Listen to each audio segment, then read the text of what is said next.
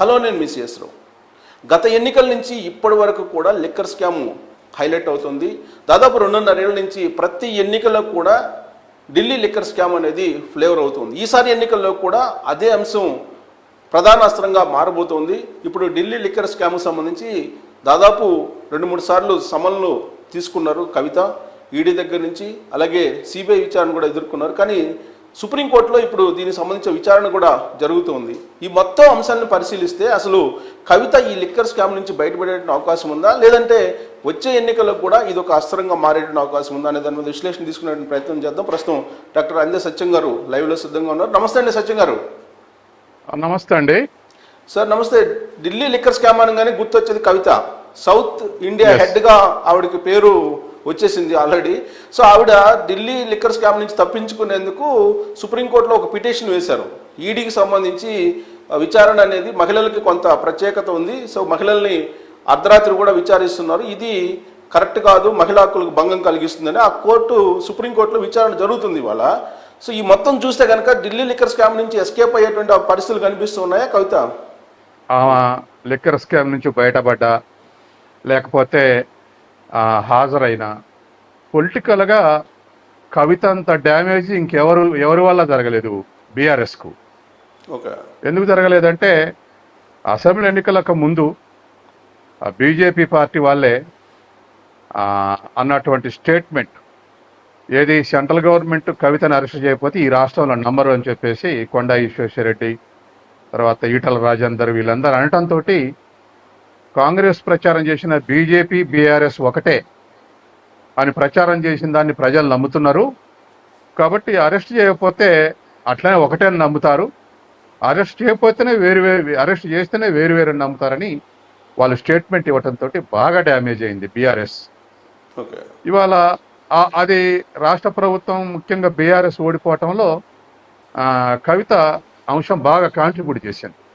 ఇక రెండో అంశం, ఇవాళ లిక్కర్ స్కామ్లో కవిత క్లెయిమ్ ఒకటి కరెక్ట్, మహిళను అర్ధరాత్రి విచారించొద్దు లేకపోతే ఆఫీస్కి వచ్చి విచారించొద్దు అని గతంలో క్లెయిమ్ చేసింది. చేస్తే కోర్టు అలౌ చేసింది, ఇంటికి వెళ్ళే విచారణ చేయమని చెప్పేసి.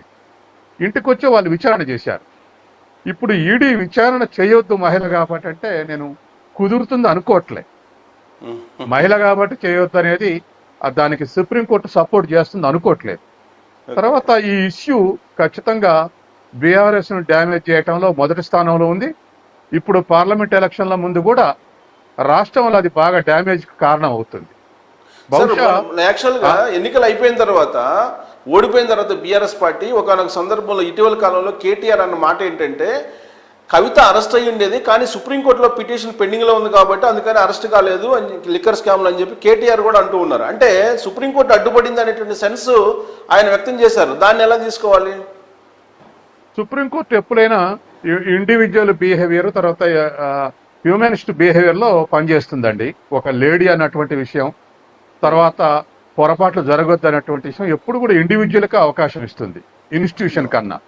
మనం ఎక్కడైనా చూడండి, ఒక ఉద్యోగస్తుడైనా లేకపోతే ఒక ఇండివిజువల్ అయినా కోర్టుకు పోతే ఇండివిజువల్ రైట్స్ను ప్రొటెక్ట్ చేస్తుంది, చేసిన తర్వాతనే ప్రొసీడ్ అవుతుంది. కాబట్టి అందులో భాగంగా పిటిషన్ సుప్రీంకోర్టులో డ్యూ ఉన్నది కాబట్టి అరెస్ట్ కాలేదని అనటానికి కేటీఆర్ ఆ స్టేట్మెంట్ వెనుక కూడా రాజకీయం ఉంది. ఏమిటంటే బీజేపీ ఏదో మా మీద దయదల్చో లేదా మేము బీజేపీ ఒకటి కాబట్టి అరెస్ట్ చేయలేదని ఆరోపిస్తున్నారు. అది కాదు, సుప్రీంకోర్టులో పెండింగ్లో ఉంది కాబట్టి అరెస్ట్ కాలేదని చెప్పేసి ప్రజలు అనుకోకుండా ఆ స్టేట్మెంట్ ఇచ్చాడు కేటీఆర్. అది దాని అనుకున్నటువంటి ఉద్దేశం. సార్, కవిత అరెస్ట్ అనేది దాదాపు 2 సంవత్సరాల నుంచి ఇది ఫ్లేవర్ అవుతూ వస్తూ ఉంది. నరేంద్ర మోడీతో సహా అమిత్ షా వీళ్ళందరూ కూడా కల్వకుంట ఫ్యామిలీ మొత్తం జైలుకి పంపిస్తామని చెప్పారు వాళ్ళు. ప్లస్ ఢిల్లీ బీజేపీలో ఉండేటువంటి వాళ్ళు లిక్కర్ స్కామ్కు సంబంధించిన ఆధారాలను మొత్తం కూడా బయట పెట్టారు. వాళ్ళు ఆల్రెడీ ఫస్ట్ వాళ్ళే దాన్ని బయటికి తీసుకొచ్చినటువంటి వాళ్ళు కూడా. ఇవాళ ఢిల్లీకి సంబంధించినటువంటి సిసోడియా జైల్లో ఉన్నారు. తర్వాత సమన్లు ఇవ్వబోతున్నారు ఆప్ ముఖ్యమంత్రి అక్కడ కేజ్రీవాల్కి.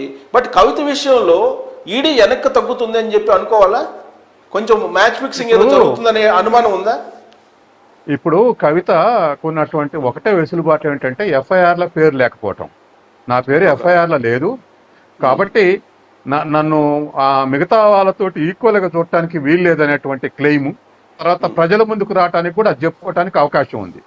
ఓకే. కానీ ఇవాళ ఎఫ్ఐఆర్లో లేనటువంటి వాళ్ళు ఉన్నటువంటి వాళ్ళు కూడా దరిదాపు 30 మందిని ఇవాళ ఈ పేరు మీద విచారిస్తున్నారు.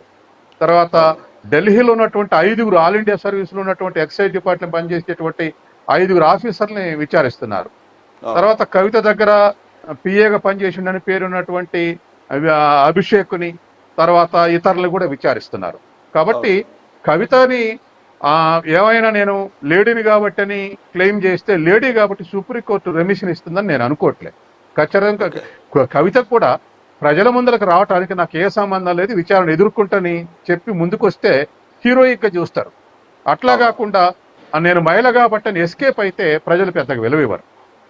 సో ఈ కేసు వచ్చిన తర్వాత కవిత కొత్త కోణం నుంచి, రాజకీయ కోణం నుంచి కనుక చూస్తే ఈడీ విచారణ సంబంధించి ఈడీ విచారణ ఎదుర్కొంటున్నటువంటి సమయంలోనే మహిళా రిజర్వేషన్ అని చెప్పి ఢిల్లీలో జంతర్ మంతర్ దగ్గర ధర్నా చేశారు. ఇప్పుడు జ్యోతిరావు పూలే విగ్రహాన్ని పెట్టాలని చెప్పి ఆమె డిమాండ్ చేస్తున్నారు.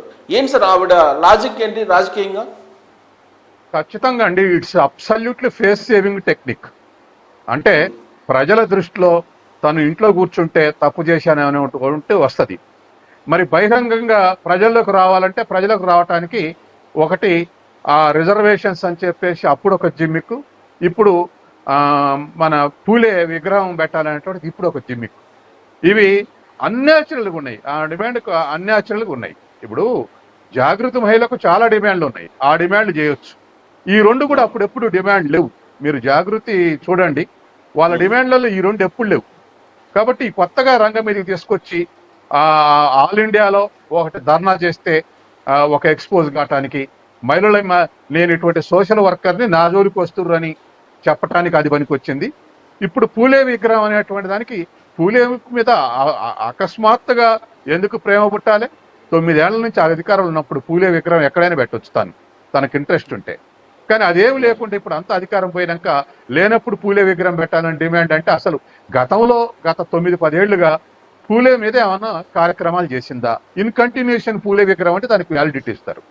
In continuation Phule BC welfare కానీ, లేకపోతే పూలే కాన్సెప్ట్ కానీ, పూలే అంటరానితనానికి వ్యతిరేకంగా పోరాడింది కానీ, పూలే పోరాడినటువంటి విద్య కోసం పోరాడిన దానికి ఇంపార్టెన్స్ కానీ, ఇవి ఏవైనా కంటిన్యూస్ గా ప్రోగ్రామ్ చేసుకుంటూ ఇప్పుడు విగ్రహం అంటే వ్యాలిడిటీ ఇచ్చేవాళ్ళు. అకస్మాత్తుగా పిలిపిస్తే ఎంబటే ప్రజలు అనుమానిస్తారు, దానికి అంత క్రెడిబిలిటీ రాదు. సో రాబోయేటువంటి ఎన్నికల్లో ఈసారి కూడా ఇదే లిక్కర్ స్కామ్ అనేది ఎఫెక్ట్ పడే అవకాశం ఉందా ఈసారి ఎన్నికల మీద కూడా? అసలు కేసీఆర్ ఫ్యామిలీ యాక్టివ్ ఉన్నంత కాలం కవిత నెగిటివ్ ఎఫెక్ట్ ఎలక్షన్స్ మీద ఉంటుందండి.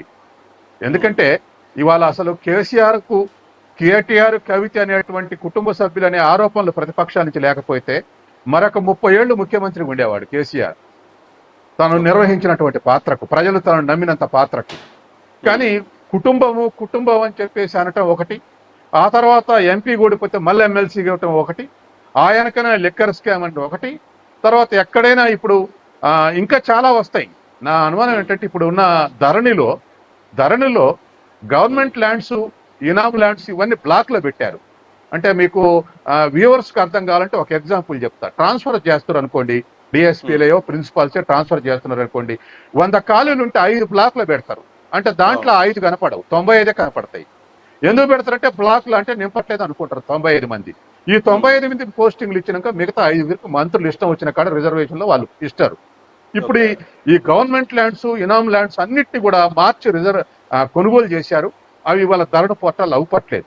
రేపు కనుక రాష్ట్ర ప్రభుత్వం ఈ అవుపడని భూములు ఎవరు కొన్నారు అనేది కనుక బయటకు తీస్తే ఇది పెద్ద కుంభకోణం బయటపడితే తెలంగాణకు పెద్ద ఆస్తులు లభిస్తాయి.